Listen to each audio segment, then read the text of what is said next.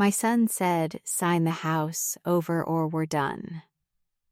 He had no idea what the living trust already said. Philip arrived at 10:30 on a Tuesday morning with a real estate attorney I had never met and a narrative about my age and my independence that he had clearly prepared in advance. He sat at my kitchen table, the table I have sat at every morning for 32 years. He said, in the voice he uses when he has already decided something, "Sign the house over, or we're done." The real estate attorney looked at the surface of the table. My sister Winifred was standing in the doorway behind Philip, and she did not move. I reached across the table and pushed a cream envelope toward the attorney without saying anything at all. He opened it. He read the trust amendment I had executed at 9 o'clock that morning, 90 minutes before Philip knocked on my door. The attorney looked up at Philip and said, in a voice that carried from the table to the doorway without any effort at all, "She can't transfer this. She amended it this morning." Philip said, "What?" I took my reading glasses from my breast pocket, looked at the amendment date printed on the page the attorney was holding, and confirmed it. Then I stood up and offered to make coffee. What he never knew was that the house was already protected. What he never understood was that the distance between his expectation and what actually happened was not created that morning. It was created 4 months earlier, one appointment at a time, in a lawyer's office in Scottsdale, and the final signature had dried on the page before he even left his house. Good day, dear listeners. It's Lena again, and I'm so glad you're here with me today. Before we begin, please take a moment to subscribe to the channel and tap the like button. It helps these stories reach the people who need them. And tell me in the comments which city you're listening from. I love seeing just how far these stories travel. People always say that loyalty to family means giving people more chances than they have earned. I was a school librarian for 30 years, and I believe in second chances. I gave books a second chance every single day, pulled them back from the discard pile, recatalogued them, found them a shelf where someone might finally reach for them. Second chances are worth the effort. But there is a category of request that is not a second chance. It is the first clear statement of who a person has decided to become. And that is a different thing entirely. When Philip sat down at my kitchen table and told me to sign over my home or lose him, I heard the statement clearly. I did not feel rage. I did not feel shock. I felt the specific, unmistakable sensation of a thing you have been quietly expecting finally arriving at your door, less like a blow and more like a settled weight coming to rest on you, finding the shape of what you already knew and fitting it exactly. I had been listening carefully for 4 months, and before that, if I am honest, I had been listening for much longer.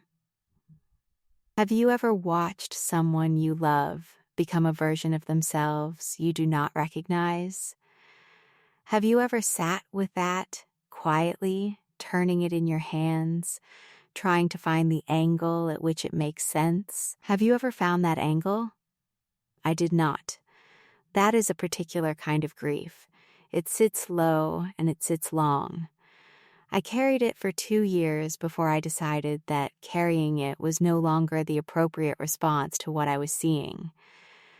Let me tell you about the house first, because the house is the center of everything. I have lived in this home in Phoenix's Arcadia neighborhood since I was 36 years old. That is 32 years in the same rooms, with the same porch that faces east and catches the early light. The same orange tree in the backyard, barely a sapling when we moved in. Now a wide, full, settled tree I have pruned and watered and watched through every season Phoenix offers. My late husband Richard planted it the year we bought the house. He said an orange tree was the right kind of optimism, slow, dependable, something you plant for later rather than now. He died 11 years after we planted it, and I kept watering it, and the tree kept growing. And by the time Philip was grown and gone, the tree was already taller than the fence. I have always thought Richard would have approved of that.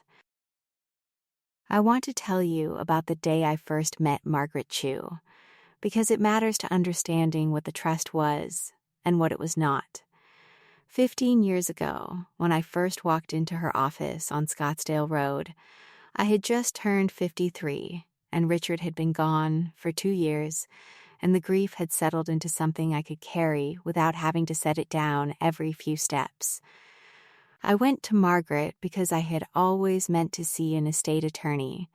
Richard and I had talked about it, the way people talk about things they intend to do and then do not do until something forces them to. Something had forced me to. I sat across from her at the clean, pale desk, and I told her about the house, the pension, the insurance policy, and Philip. She listened with the quality of attention I have always associated with good professionals, not performing engagement, simply giving it. She drafted the original trust in 3 meetings. She explained every provision in language I could follow, and I followed it. When something was unclear, I asked until it was not. The original document named Philip as successor trustee and primary beneficiary. He was my son. He was 29. At that moment, there was every reason to believe the responsible person to look after things would eventually be Philip. I signed the original at 9:15 on a Wednesday morning 15 years ago. The notary stamped it. Margaret said, as she handed me the copy, "The document is the thing itself." I have thought about that sentence more than once since then. Have you ever considered what a revocable living trust actually is, at its heart? Not the legal language, not the paragraphs of provision, the thing itself. It is a container. You put things into it, a house, in my case, and you decide the rules by which those things will be managed and eventually distributed. While you are living, you are the trustee of your own container, which means you control it entirely. You may change it, amend it, revoke it. It is yours. The successor trustee is simply the person who steps in when you are no longer able to step in yourself, the person who carries the container forward according to the instructions you have left. For 15 years, those instructions named Philip. He had not checked them in some time. That was the only real gap in his planning, if you can call it planning, though I think it was less a gap than a presumption. He presumed. Presuming is, in my experience, the opposite of reading. Have you ever noticed how confidently people presume when they believe they already know the answer? I raised Philip in that house alone after Richard died. Philip was 13. It was not a small thing to do, and I did not do it perfectly, but I did it as fully as I knew how. I worked at the Arcadia branch library for all of those years, the same branch, the same position, rising slowly through the administrative grades until I was managing the collection budget and the acquisition records for a library system that covered 4 locations. Paperwork was never mysterious to me. It was not glamorous, either. It was just the administrative tissue of how things get managed, how things get protected, how things remain on the correct shelf. You learn, over 30 years of managing records, that the document is not a formality. The document is the thing itself. The document is what stands when everything else becomes contested. I retired 4 years ago, at 64. I had my health, my house, my garden, my sister Winifred 2 streets away, and a pension that covered what I needed. I did not have extravagant expenses. The house was paid off. The orange tree had a particularly good season that first year of my retirement, more fruit than I could use. So I started leaving bags of oranges on the front porch for the neighbors, which they seemed to appreciate. Life was quiet in the way I had always hoped it would become quiet. I had earned the quiet. Philip had been working in commercial property management for about 12 years by then. He managed several mid-sized office and retail complexes in the greater Phoenix metro area. He was competent at it, from what I understood. Organized, good at client relationships, skilled at making people feel that their interests were being looked after. I knew those qualities well. I had watched them develop since he was a child. I had also watched, with more attention than I showed, how those same qualities began to turn in a different direction as he got older. There is a version of competence that is entirely in service of others, and there is a version of competence that over time becomes entirely in service of itself. The second version can look almost identical to the first if you are not watching closely. I was watching closely. I had always been watching closely. It was the habit of 30 years. The first sign came 18 months before that Tuesday morning.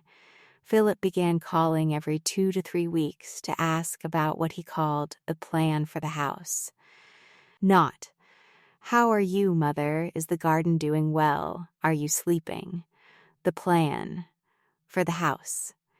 He framed it as concern. He used the language of concern with considerable fluency. "I want to make sure you're taken care of. I just think about what happens when you need more support. The house is such a significant asset, and I want to make sure we have a strategy. All concern. All property." I noted each call in a small green notebook I kept on the kitchen counter. Date, summary, exact phrasing, where I remembered it. Outcome of the call, if there was one. Caring people ask about a person. They ask about your health, your sleep, your garden, the book you are reading, the neighbor you mentioned last time who had been unwell. Do you know the difference between those two types of questions? Between a question asked because someone is worried about you and one asked because someone is calculating your assets? Philip was asking about a property. The framing and the frequency were inconsistent with genuine concern, and I had cataloged too many things in my career to miss a pattern in the metadata. I did not confront him with the notebook. I kept noting. That was enough. The second sign arrived in my mailbox on a Tuesday in August, 6 months before the visit. It was a letter from a financial advisory firm I had never contacted or heard of, addressed to me by my full legal name at my home address, neither of which were publicly listed. The letter offered a complimentary senior asset review and was printed on heavy, professional letterhead. It was the kind of letter that is designed to read as routine and institutional, as if it had simply found me through ordinary channels. It had not found me through ordinary channels. My address and full legal name were not in any directory. They were on a very short list of documents and relationships, and I knew exactly whose name was on that list. I had seen the name of that advisory firm on a business card propped against Philip's fruit bowl at Christmas, 3 months before the letter arrived. I had noticed the card in the way librarians notice things, not with alarm. Just with a quiet mental notation that something was in a slightly unexpected location. I kept the letter and taped it into the green notebook with a note of the date, the firm name, and the Christmas observation. Documentation is not paranoia. Have you ever had to prove, with paper, with dates, with the handwriting of your own past self, that you knew what you were doing when you did it? That is what documents are for, not formality. Evidence, it is how you make sure that what you know is still knowable 6 months from now. Those two things, the calls and the letter, were enough. Not enough to be certain of what was coming, but enough to begin preparing for one particular version of it. I called my estate attorney in Scottsdale the following week. Her name is Margaret Chu, and she had drafted the original revocable living trust 15 years earlier. I told her I wanted to review the trust's current structure. She said she had a cancellation on Thursday afternoon. I said I would be there.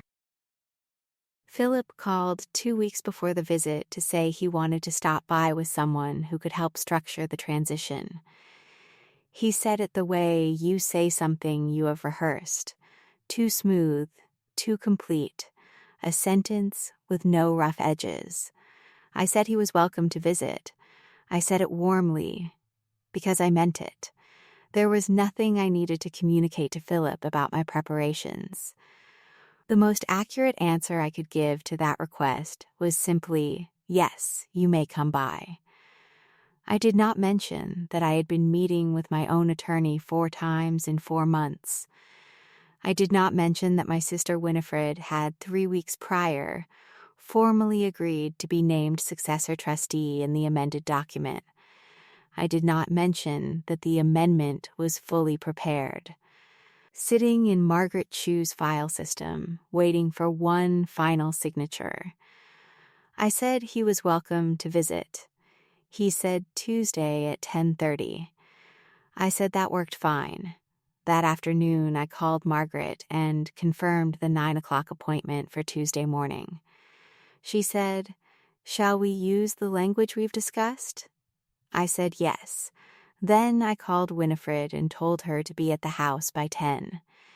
She said, "How are you feeling?" I said I was fine, and I meant it.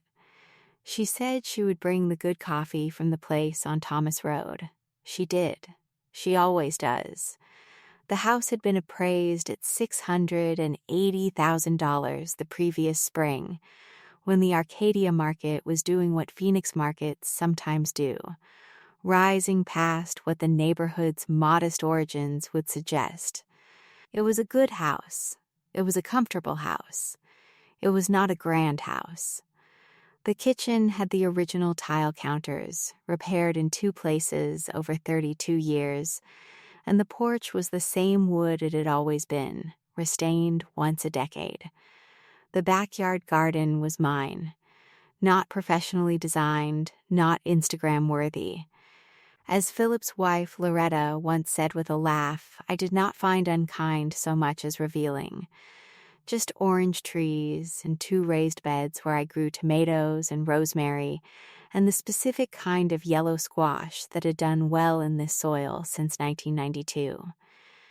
The orange tree Richard planted was in the far corner, and from the kitchen window you could see it clearly, wide and full and completely at home. The trust, as it had been written 15 years ago, named Philip as successor trustee and primary beneficiary. That was the procedural door I had left open for too long, not out of carelessness, but out of a mother's particular reluctance to believe that the thing she suspected was the thing she was actually seeing. Without the amendment, Philip's argument had a mechanism I had not yet closed. He could have filed as trustee and asserted authority over the trust's assets. He would have had a document to point to. I did not intend to let him point to it. The life insurance policy was a separate matter, but it folded into the same picture. I held a $2.2 million whole life policy that I had maintained since Richard's death. Funded from the combination of his small estate and my own consistent contributions over the years. Philip knew the policy existed. He had known since he was in his late 20s when I mentioned it during a conversation about planning. He had understood it as a future inheritance. He never asked what the current designation said. He assumed he already knew. People who assume they know things rarely check. It is one of the significant structural weaknesses of assumption. The beneficiary designation had been updated at my third meeting with Margaret, 3 weeks before the amendment was executed. Philip's name was not on it. The third of my 4 meetings with Margaret in December was the one where we handled the insurance beneficiary update. I remember the day clearly. Cold December by Phoenix standards, mid-40s in the morning, the light at the specific low angle the desert gets in winter. I had worn the gray wool coat I have owned since my last year of working. Margaret had the beneficiary change form ready alongside the near-final draft of the amendment. We worked through the insurance documentation first, because it was procedurally the simpler of the 2 tasks, a matter of completing the form correctly, in full, with the correct legal names and the correct allocation percentages. I had worked out the percentages in the green notebook the week before, sitting at the kitchen table on a Sunday evening with a cup of tea and a calculator. Winifred's 3 children were each named with equal shares of the applicable distribution. The 4 organizations each received their specified percentage. The totals added to 100. I checked it twice, the way you check a library budget, once for arithmetic accuracy, once for basic sense. It was accurate, and it made sense. Margaret witnessed my signature on the form and submitted it to the insurance company that same afternoon. I received a confirmation letter 3 weeks later, which I filed in the correct folder and noted in the green notebook. By the time Philip arrived at my kitchen table, the $2.2 million policy had carried its updated beneficiary designation for 3 weeks. He had never asked to see the policy documents. He had received one mention of the policy's existence many years prior and had filed it, apparently, under future certainty. Future certainties have a long history of becoming past surprises. At my 4th and final meeting, the Friday before the Tuesday, Margaret and I reviewed the completed amendment language one last time. She had prepared a clean execution draft. I read it beginning to end, at the pace I read everything, without rushing, checking each provision against what I had noted during our previous sessions. It named Winifred as successor trustee with full authority over the trust assets. It converted the primary beneficiary designation from Philip outright to a structured income arrangement for my benefit during my lifetime, which meant that the trust's assets would continue to serve my needs and could not simply be transferred to anyone in a lump. The residual distribution, what remained after my lifetime, went to Winifred's children and the 4 organizations, in the proportions I had specified. Philip's name appeared in the amendment once, in a 4-word clause, noting that his prior designation as successor trustee was revoked. 4 words for 15 years of assumptions. That struck me as proportionate. I also asked Margaret that Friday about the process if someone chose to challenge the amendment's validity after execution. She explained the relevant considerations clearly: the importance of a documented record showing independent decision-making over time, the value of a physician's current attestation of cognitive capacity, the significance of a timeline that predated any alleged influence by a substantial margin. I told her about the green notebook. She asked if she could see the relevant entries. I had brought it with me, which she received either as impressive or simply as characteristic of a librarian, and she made her own notes from the entries she found most relevant. She said, as she returned it to me, "You have already done most of the evidentiary work." I said I had been doing it in one form or another for 30 years. She smiled at that, and I thought, this is what a good professional looks like. Someone who understands that the preparation is not separate from the protection. It is the protection. I want to be honest with you, dear listeners. Not because I owe Philip honesty about my legal decisions, but because a story told in its full shape is worth more than one trimmed for comfort. I had loved Philip completely and without condition for the first 40 years of his life. I had absorbed his escalating entitlement in silence for 2 years because I kept believing that the version of my son I recognized would resurface and I would not have to make the decisions I eventually made. The grief of watching someone you love become capable of arriving at your door with an attorney to take your house is not a simple grief. It is deep, and it is old, and it does not go away simply because the legal situation resolves in your favor.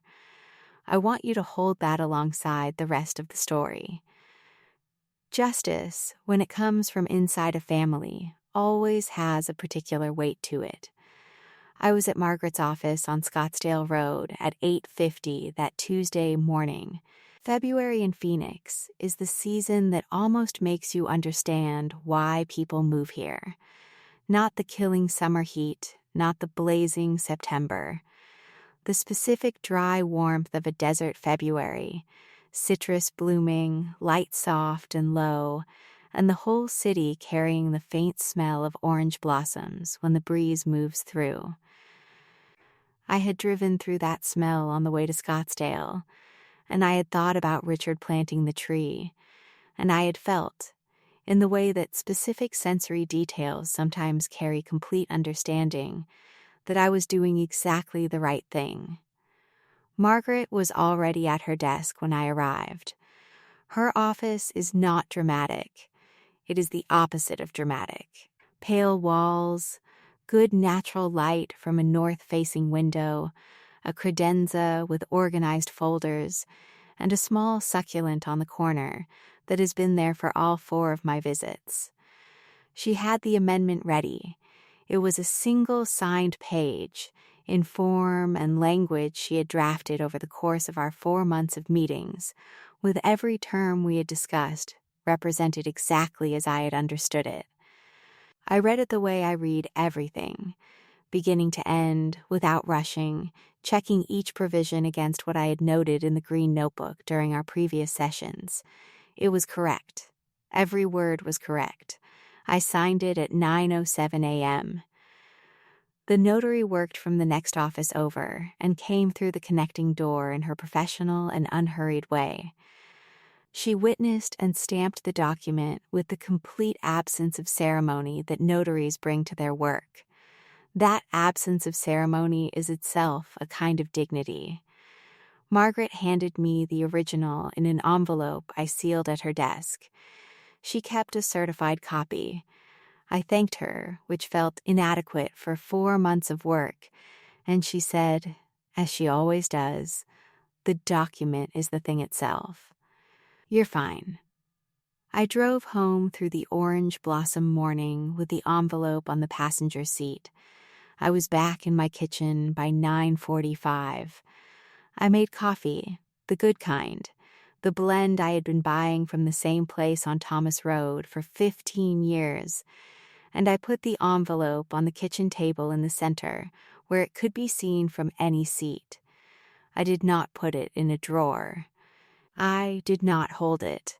I placed it on the table the way you place a library document in the correct archive folder, in the right location, with the right orientation, so that anyone who needs to find it will find it immediately.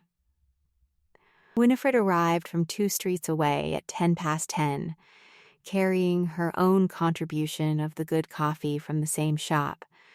We had not coordinated this, which tells you something about how long we have known each other. She looked at the envelope on the table. She looked at me.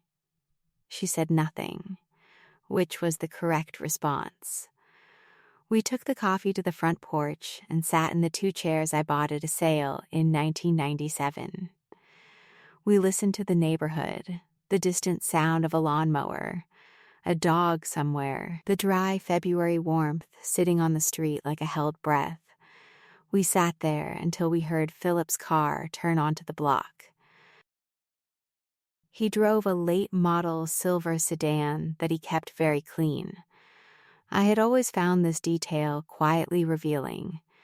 A man who kept his car impeccably clean, but had spent 5 years making suggestions about what I should do with my assets. That combination described something. I could not have put a precise name on it, but I had noted it. The attorney who stepped out of the passenger side was perhaps 50, in a gray suit, carrying a leather portfolio.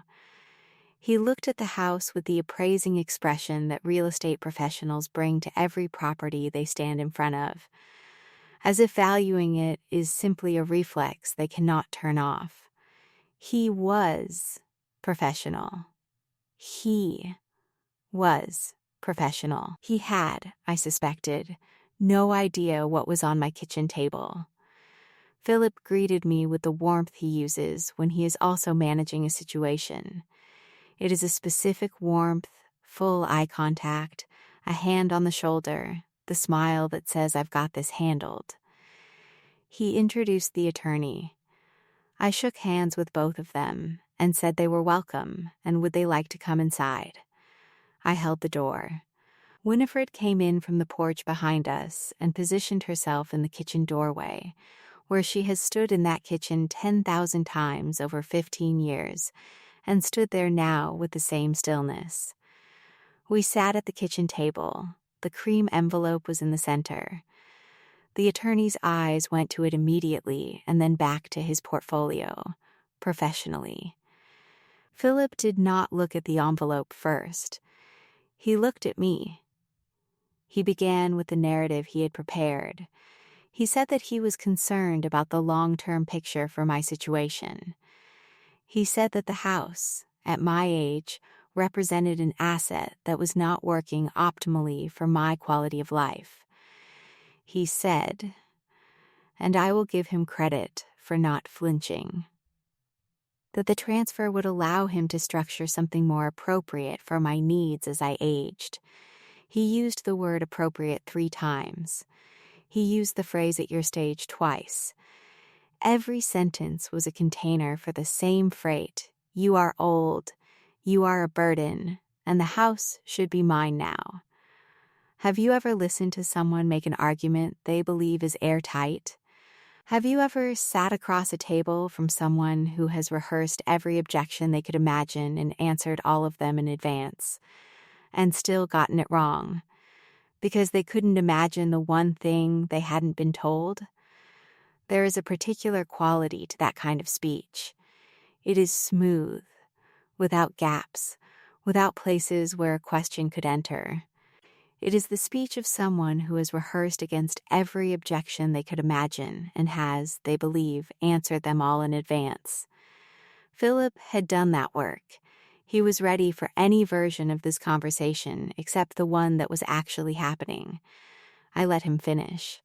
He was not wrong that a woman of 68, living alone in a $680,000 house, should think carefully about long-term planning. I had been thinking carefully about it for 4 months, in a lawyer's office in Scottsdale, with a document that was currently sitting in a cream envelope in the center of the table between us. When he finished, I reached across and pushed the envelope toward the attorney. The attorney picked it up. He was careful about it. He understood it was a legal document without being told. He removed the amendment, unfolded it, and began reading. He read it the first time quickly with the scanning efficiency of a professional. Then he read it a second time, more slowly. His expression did not change in any dramatic way. It became still, which is a different thing. He set the amendment on the table. He turned to Philip. He said, "She amended the trust this morning at 9. I can't facilitate a transfer from a trust she controls." Philip said, "What?" The attorney said it again, more quietly, which is the way professionals deliver news they have already said once. He pointed to the amendment date at the top of the page and to the notary stamp at the bottom. He explained, in the measured tones of someone who has untangled difficult situations before, that the house was held in a revocable living trust. I was currently the trustee of record. The amendment executed that morning had made material changes to the trust's successor structure. There was no available legal mechanism by which a transfer could be completed. Not that morning. Not without Dorothy's voluntary execution. And Dorothy was not. The attorney noted without looking at Philip, indicating any intent to voluntarily execute anything. Philip looked at me. His face had the quality of a page that has been erased, not empty, but marked with the ghost of what had been there before. He said, "You knew I was coming." I said, "Yes." He looked at the envelope. He looked at me. "Silence," he said. "You did this on purpose." I said I had done it after 4 months of consultation with my attorney, which was accurate, and which answered his question in the only way that answered it completely. I did not add anything to that. There was nothing to add. Winifred had not moved from the doorway. She had not spoken once. Philip looked at her. Then at me. Then at the orange tree visible through the kitchen window, the tree his father had planted, wider now than any one person could put their arms around. Entirely at home in the February light. He picked up the amendment from the table. He read the date one more time. He set it back down. He looked at the attorney, who looked at his portfolio and offered nothing further. They left within 30 minutes of the envelope being opened. The attorney shook my hand at the door. Philip did not. The attorney had handled it as gracefully as his profession allowed. He walked to the silver sedan and got in without looking back at the house. The attorney followed, and the car was gone, and the street was quiet again, and there was still orange blossom in the air. Winifred came to stand next to me in the kitchen. She looked at the amendment on the table. She said, "Do you want fresh coffee or the same cup?" I said fresh. She went to fill the kettle, and neither of us spoke for a few minutes, and the silence was the good kind, the kind that has weight in it without being heavy. I went and stood at the kitchen window and looked at the orange tree in the February light for a long time. It was exactly where it had always been. That evening, Philip called. He said the attorney had misread the situation. I said the attorney had read the document correctly, and that the document was accurate, and that there was no misreading. He said that I was being reactive. I said I had been planning for 4 months, which was the opposite of reactive, and that I thought we had both said what we needed to say for the moment. And I wished him a good evening. I put the phone down on the kitchen counter and stood in the quiet kitchen with the light going gold outside, and the orange tree standing in its usual place, and the amendment folded neatly back in its envelope on the table. Loretta called an hour after Philip. She was Philip's wife, 41, organized. Careful with her words in a way that usually served her well. She called to suggest that the morning had been a misunderstanding. She said it gently, with the gentleness of someone who is trying to offer a way out of a difficult situation to everyone involved. I appreciated the gesture. I told her it had not been a misunderstanding. I told her that the events of the morning had been exactly as clear as they appeared. I held no anger toward her personally. If there was something she wanted to discuss in the future, she was welcome to call. She said she understood. I think she did. 4 weeks after the morning visit, a letter arrived from an attorney representing Philip. It was 2 pages, professionally formatted, written in the careful, neutral language that legal correspondence uses when it is making an argument it does not fully believe. The argument was that Dorothy, I, had been under undue influence from my sister Winifred at the time the trust amendment was executed, and that the amendment should therefore be considered legally suspect. I read it at the kitchen table, with my reading glasses on and my green notebook open to a fresh page. I called Margaret the next morning.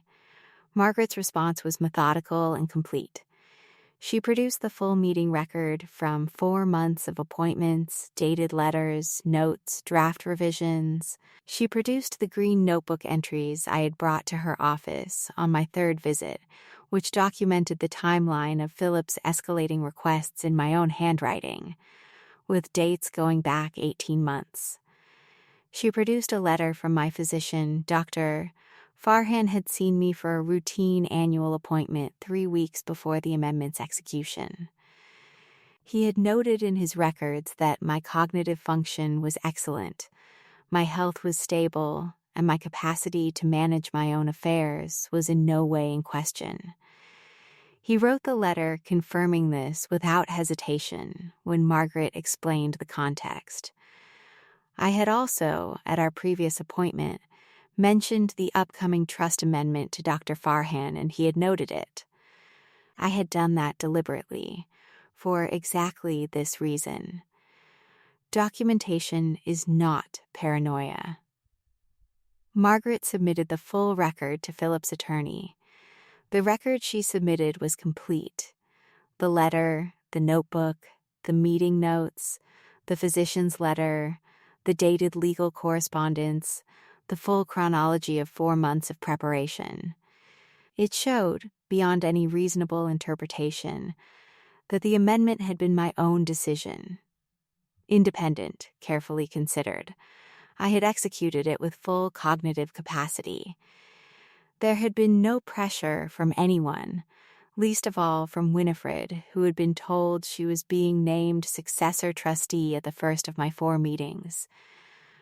She had known about it for 4 months without once raising it with me herself. The undue influence argument had no surface to grip. There was nothing to hold on to. Every document pointed the same direction. The timeline was clean. The claim was built on the premise that Winifred had exerted pressure sufficient to compromise my independent judgment. I want to be precise about why it failed on its own logic, quite apart from the documentation Margaret submitted. Winifred had not suggested the amendment. She had not suggested replacing Philip as successor trustee. She had not suggested the insurance beneficiary update. She had not introduced me to Margaret, who had been my estate attorney for 15 years before Winifred was named in any document. She had not accompanied me to any of my 4 meetings. She had not reviewed the green notebook. She had not drafted, reviewed, or even seen any language in any document until the Tuesday morning when she stood in my kitchen doorway. She had simply been named, at my unilateral request, without her prior knowledge, in a decision I had reached over 4 months of independent consideration. The influence claim was a structure built on an assumption, and when Margaret laid the documented record on the table, the assumption had no surface to grip. That is the quality of documentation that matters most. Not its drama, but its persistence. A dated letter is still dated. A green notebook entry is still in the handwriting of the person who wrote it, on the date she wrote it. A physician's appointment note is still in the file exactly as it was left. These things do not require an advocate. They simply remain, exactly as positioned, and when someone tries to lay a different story over the record does not accommodate. The record says, here is what happened, here is when, here is who was present, here is who was not. That is not a dramatic defense. It is simply more careful than the attack against it. There is something I want to say about the green notebook, because it matters. I started keeping it the way I kept acquisition notes in the library, not because I expected a legal challenge, because the habit of noting what happens, when it happens, in your own words, is the correct response to a situation you do not yet fully understand. A librarian catalogs things. You catalog things so that the information is recoverable when you need it. I did not keep the notebook because I was building a case. I kept it because things worth noting should be noted. The fact that the notebook became part of a legal record was a consequence of good habit, not of strategic calculation. Though I will say, good habits and strategic calculation often produce the same result. That has been my experience. The phone rang on a Sunday evening, 4 weeks after the letter from Philip's attorney. I was in the garden, deadheading the rosemary in the raised bed on the east side, which needs attention in the late winter if you want it to come back full in spring. I came inside and saw the number on the screen, Philip, calling from his home. It was 6:15 in the evening. I set the phone on the kitchen counter and let it ring until it stopped. I made no note of this in the green notebook. Some things do not require notation. His attorney filed the undue influence claim formally on a Monday. Margaret called on the Wednesday following. The claim had been reviewed and dismissed 12 days after it was filed. I did not find this surprising.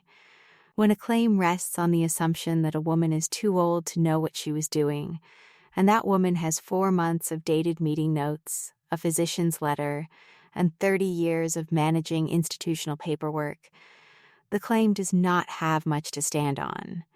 It did not. It did not. Margaret's letter confirming the trust was in order arrived on a Thursday morning in late March. It was a brief letter, as she writes them. 2 paragraphs, clear language, no excess. I read it at the kitchen table with my reading glasses on. I filed it in the correct folder in the document cabinet in the second bedroom, the one where I have kept every important piece of paper I have owned for 30 years. The folder labeled Trust, active, was getting appropriately full. I went and made tea and stood at the kitchen window. The orange tree was putting out new growth at the branch tips, the pale, eager green that means spring is coming even in a desert February's end. The February light was different from the light on the morning of Philip's visit. Softer, later, longer. The garden was doing what it does every year at this point in the season, which is to say, it was simply continuing. I stood there for a while with my tea and watched it continue. That afternoon, I called Winifred and told her the confirmation had arrived. She said, "Good." Then she said, "Are you all right?" I said I was fine, and I meant it. She said she would come on Saturday for coffee. I said the porch chairs were already out. My neighbor Helen, who has lived 3 houses down for 20 years, stopped me on a Saturday morning in April to say she had seen Philip's car outside my house in February and had thought about calling to check on me. She is exactly that kind of neighbor. I told her everything was fine, that I had handled the matter, and she studied me for a moment with the look of a person who has known you long enough to understand that I handled it is sometimes a complete and sufficient sentence. She said, "Good for you, Dorothy," she meant it entirely. I thanked her. We stood in the April morning talking about the garden and the orange tree. Helen has always particularly admired it. She said once that it is the fullest tree in the neighborhood, which I took as a compliment to Richard's original instinct about where to plant it. Then we went back to our respective lives, and everything was, as I had told her, fine. There is a particular kind of peace that comes not from the absence of difficulty, but from having moved through the difficulty completely and arrived on the other side with everything still in its correct location. The house was in the trust. The trust was in order. The amendment was in the correct folder. The green notebook had its record.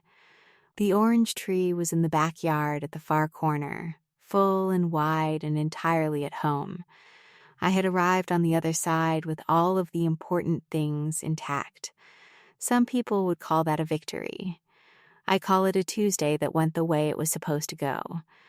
In the months after the confirmation letter arrived, I began a routine I have maintained since. On the first Sunday of each month, I sit at the kitchen table with my reading glasses and my second green notebook. I go through the relevant document folders.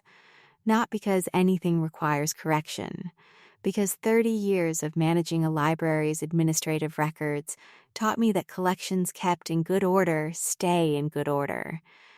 And collections left without regular attention develop problems in the gaps between visits. The difference between a well-maintained archive and a neglected one is simply the habit of consistent attention. I review the trust documents. I confirm the filing is current. I read through the relevant notebook entries. I have found nothing requiring correction. I expect to continue finding nothing requiring correction for as long as I continue the routine. That is the goal, not resolution by drama, not justice by confrontation, but an orderly life in a house that is mine, managed with the same steadiness with which I have managed every collection I have ever been responsible for. Do you want to know what the house is worth now? At the most recent appraisal, which I commissioned in April, because I am a woman who keeps her documents current, it had reached $710,000. The Phoenix market had continued its familiar pattern. The trust held it exactly as the amended document specified. I was the trustee of record. Winifred was the successor, trustee of record. Everything was in the correct folder, in the correct order, properly dated and notarized, exactly as things should be. The $2.2 million life insurance policy had been updated 3 weeks before the amendment's execution. Margaret had handled that paperwork at our third meeting, efficiently and without drama. The beneficiary designation now distributed the proceeds among Winifred's 3 children and the 4 charitable organizations I have supported for years. The Public Library Foundation, the literacy program serving the South Phoenix schools, the Desert Conservation Trust, the hospice program where Richard received care in his final months. These were not arbitrary choices. These were not random choices. They were the choices of a woman who had thought carefully about where she wanted her resources to go and had put them there in writing. Philip was not named in any document I controlled after that Tuesday morning. I want to be careful here not to present this as a clean victory with no cost attached. There is a cost. A son who arrives at your door with an attorney to take your house is a son you have, in some material sense, already lost before he arrives. The person who would do that thing has become someone else, over years of incremental drift that you watched and noted but could not ultimately redirect. The relationship I had with Philip when he was younger, when he still asked about the garden. When he called to say he had been thinking about something I said, that relationship had already changed long before the Tuesday morning. It changed before the calls about the property started, before the letter from the financial firm arrived. What the morning did was not create the change. It clarified it. It gave it a date and a notarized signature. That, too, is a kind of document. Not a comfortable one. I kept the grief where it needed to be, which was in its own folder, appropriately labeled, not mixed in with the legal correspondence. That is perhaps not how most people manage it. But it was how I managed it, and it was honest, and it served me. Philip sent a Christmas card that December. I received it and set it on the counter without opening it. There was nothing he had said since the Tuesday morning that suggested the card contained anything I had not already heard. And nothing I was ready to hear that he had not yet said. I left it on the counter for a week and then put it in the recycling. If he has something different to say, he can find a way to say it. I will be here. I have been here for 32 years, and the house is in a trust I control, and the orange tree is in the backyard exactly where Richard left it. Winifred and I have coffee on Saturdays now with more consistency than we did before, because the morning of the visit reorganized something between us in a way that made our already close relationship closer. She sits in the right-hand porch chair, which she has always preferred. I sit in the left-hand one, which I have always preferred. We drink the coffee from the place on Thomas Road and talk about the things we have always talked about: the garden, her grandchildren, the neighbors, the books we are reading. The way the February light comes back every year and makes the city look briefly like something it is not, in the best possible way. She is listed in a document now as the person who will look after things when I am no longer able to. That feels exactly right. It felt right the first time I said it to Margaret in October, and it feels right every Saturday morning on the porch. My green notebook is full. I have started a second one, smaller than the first, with the same kind of grid-ruled pages I have used since my library days. I noted Margaret's confirmation letter in it. I noted the dismissed claim. I noted the updated appraisal. Good habits do not stop being good habits simply because the crisis that required them has passed. The world remains, as it has always been, a place where things worth noting should be noted. I will keep noting them, in my unhurried way, at the kitchen table, with my reading glasses in my breast pocket, for as long as I am able. Philip believed that love or guilt or a son's presumed authority over his aging mother's decisions would make me sign something I did not want to sign. What would you have done in his position if you had checked the documents before you arrived? He brought a lawyer to my kitchen table on a Tuesday morning and waited for me to capitulate. He had never in 44 years watched me capitulate to anything. He had simply forgotten to notice. The morning he arrived expecting to leave with a house, I sat in my own kitchen with a signed amendment in a cream envelope in front of me. I offered the man who wanted my home a cup of coffee. That is the only kind of justice that makes sense to me. Not loud, not theatrical, but correct. Just correct. What would you have done? Would you have told him about the amendment before he arrived, or waited for him to open the envelope? Leave your answer in the comments, and share this story with someone who has ever been made to feel like a burden. They may need to hear it. Thank you always for listening.